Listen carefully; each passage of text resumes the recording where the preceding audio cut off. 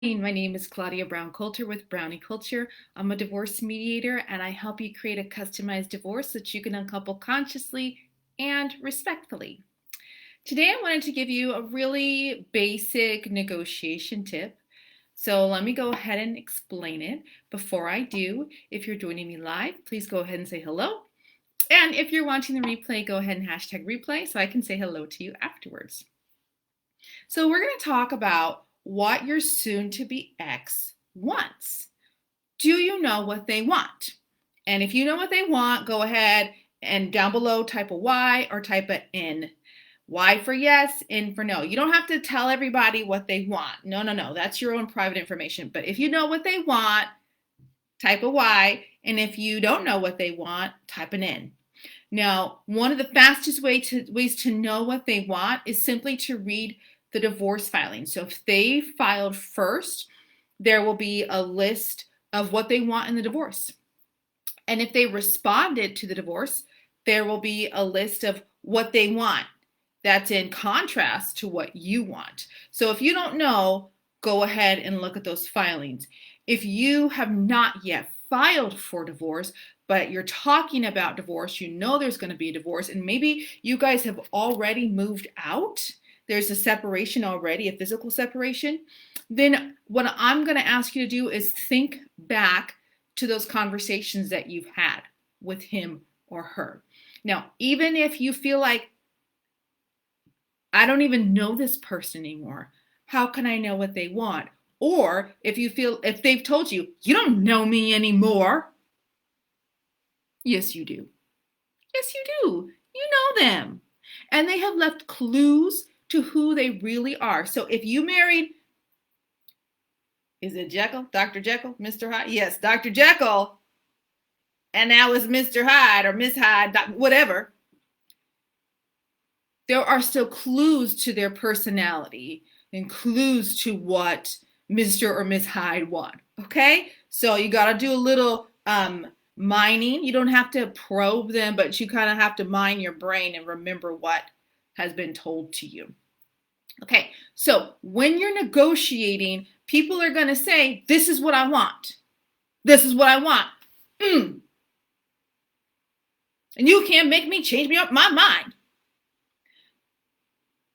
And the more you push back, if you push against what they want and they're pushing against what you want, all it is a tug of war, and you just become entrenched and nobody wins. You just kind of get stuck there, and the next thing you know, you got to go to court. And you have to have somebody else decide for you. So when you are negotiating, your job is to figure out why they want it. Why do they want what they want? Is it because they want, is it for their ego? Are they trying to get revenge on you because you had the affair, or because you left, or because nobody likes them anymore, or because you're successful and they're not, or because they're successful and you're not, whatever? Success is a definition that you and only you can define. Are they trying to justify their behavior, and so that's why they want what they want? Are they just angry? Do they want what they want because they need security? Are they trying to start over? Are they trying to have power?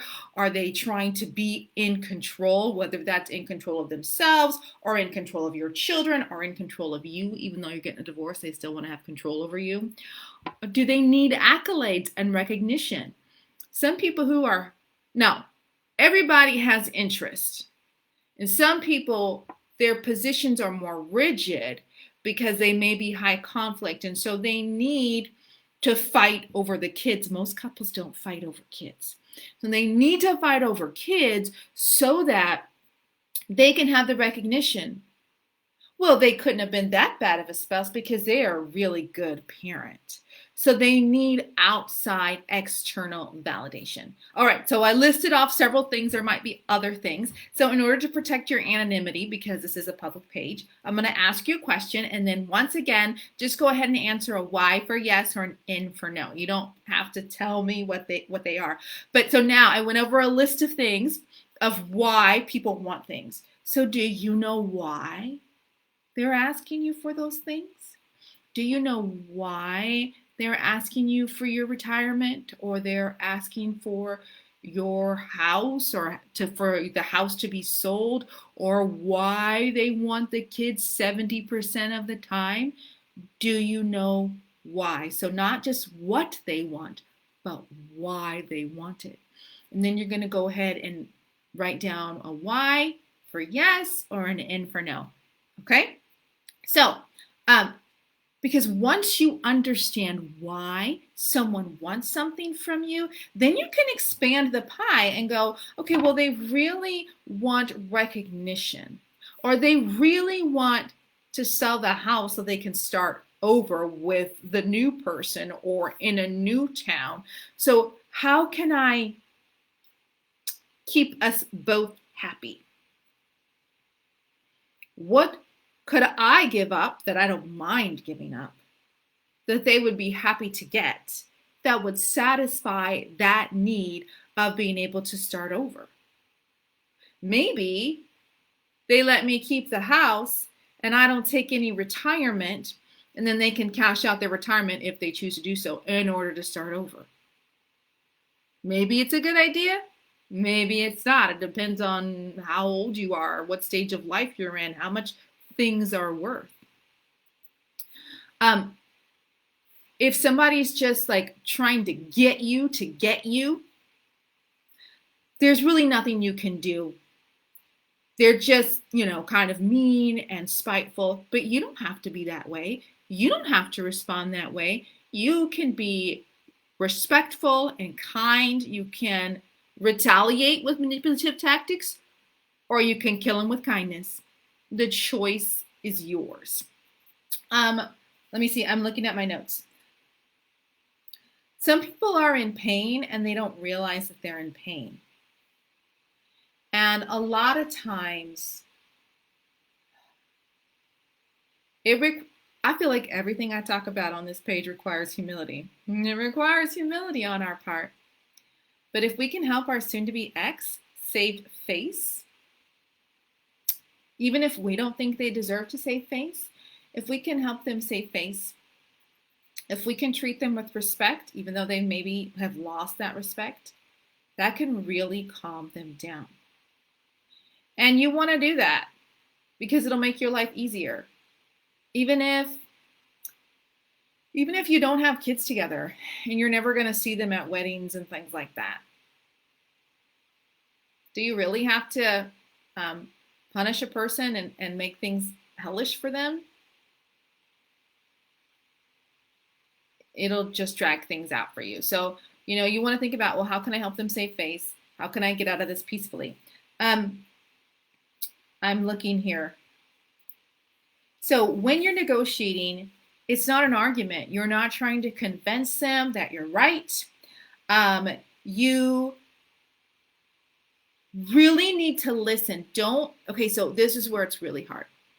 We get caught up in being afraid of what they're going to do to us or what they're going to take from us, that we get caught up in fear. So you've got to get yourself in a good place. So before you negotiate, whether that's in mediation or whether that is in your lawyer's office, or if it's just the two of you guys hammering things out at the kitchen table because you don't want to involve anyone else, you need to get yourself calm beforehand.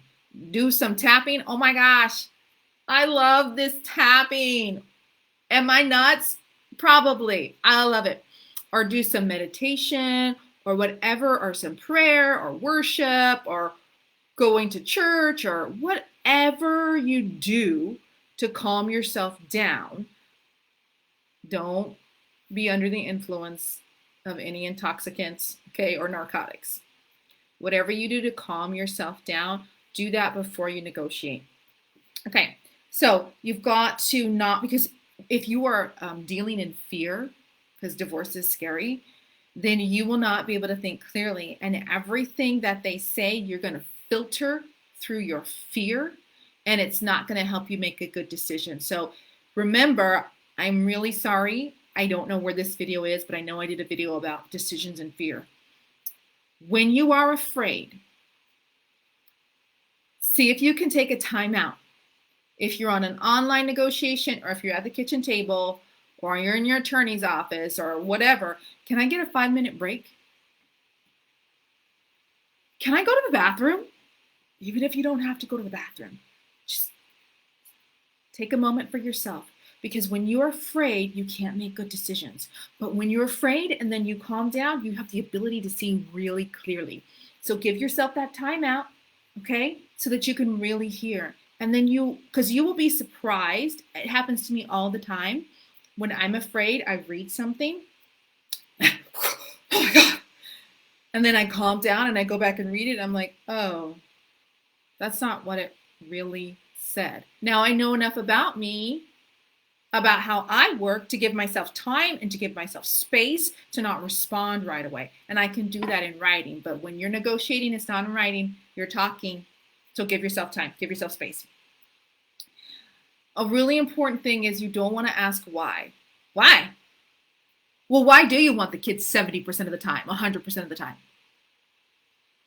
Why do you want my retirement? Why do you want my motorcycle?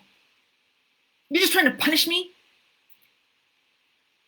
But you don't ask why, because it just creates defensiveness. When you're negotiating, you're problem solving. You're actually working as a team. You're on different sides of the issue, but you're looking at the same issue from different sides and you're trying to solve the problem. That's what you're trying to do. So instead of saying, why do you want to take my motorcycle? You can say something like, well, tell me more about that. Oh, okay. So how do you feel about that motorcycle? Oh, I didn't know how invested you were in that motorcycle. Thank you for sharing that with me. You have to listen for what is unsaid.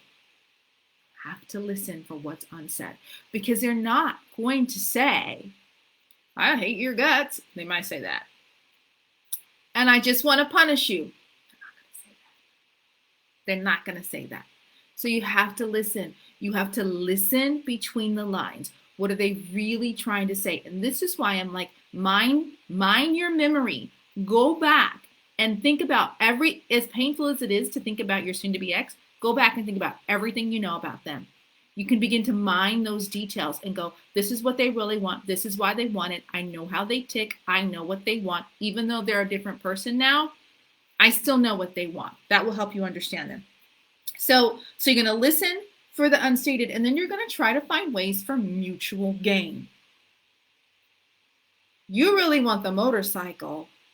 I really want the motorcycle because I think it's a chick magnet and I'm tired of women picking up on you. But I'm gonna divorce you, so I guess doesn't really concern me anymore. So you would never say that, but this is what's going on in your mind, and go, okay, well, he really wants the motorcycle because it makes him feel manly. Guys, I'm just making this up. I don't know. But I really need this. I really need a portion of his retirement. Okay, and really, I was going to sell that motorcycle because I needed a little nest egg. I don't know. I don't know that you can get a nest egg from a motorcycle. I don't know. But if you begin to think that way, then you can think about, okay, well, he really wants his motorcycle. Maybe he'll give me something in exchange for that. And then begin to negotiate from that standpoint. So one of the ways you think of ways for mutual gain is to brainstorm, but don't brainstorm in the room with your soon-to-be ex, because when you brainstorm with someone who is in this situation, they are kind of like your adversary because you were joined and now you're separating and it's going to be legal. They're going to take everything you say and be like, well, you said that, I'm going to hold you to that. So if you have an attorney, this is the time where you step out of the room with your attorney, or you go into a breakout room and you brainstorm there. And then you take your top list of things of what you really want and why you want, and now you know why they want something, and see if then you can bring those things that you're okay negotiating, that you're okay giving up in order to get something. You can bring those to the table. If you are just sitting at the kitchen table or you're going to mediation, you can't brainstorm with the mediator. You can't. So if you're going to mediation and you don't have an attorney with you, you're going to need to brainstorm beforehand. You're going to need to think about what you want, why you want it, what your soon-to-be ex wants, and hypothesize about why they want what they want. Now, some mediations take place in one day. Others, like the way I do mediations, we take breaks. We do a couple hours and then we go to the next topic on a different day. So that will give you also a break. So let me see. I think I've covered everything. So a position is what you want, but your interest is the emotional needs, and those are left unstated. Okay, I think I've covered everything. Let me just review. So you want to figure out what they want, why they want it, and then you want to figure out how you can give them what they want to satisfy their why while you are still getting your satisfaction with your why. I think that's clear as mud. But you know what, guys? I think it might make sense to you. Understand why they want it, why they're asking you for it, and then you will be in a better position to negotiate with them because you will know why they want something, and then you can then figure out, what can I give up? What can I give to them or give in on so that I can get this other thing too? All right. I know divorce can be scary, but I'm here to help you be empowered and calm. I know you can get through this. If you come at things with an open heart, not trying to manipulate or hurt, you still have your guard up. You're not going to be walked all over. But if you come at that with really trying to understand someone, you're going to come out successful. Even if you don't get exactly everything that you want, you're going to come out with pride in yourself for how you behaved during the mediation or the negotiation. All right? You guys have a great day. You're going to be successful. You got this. I know you got this. I'll talk to you soon.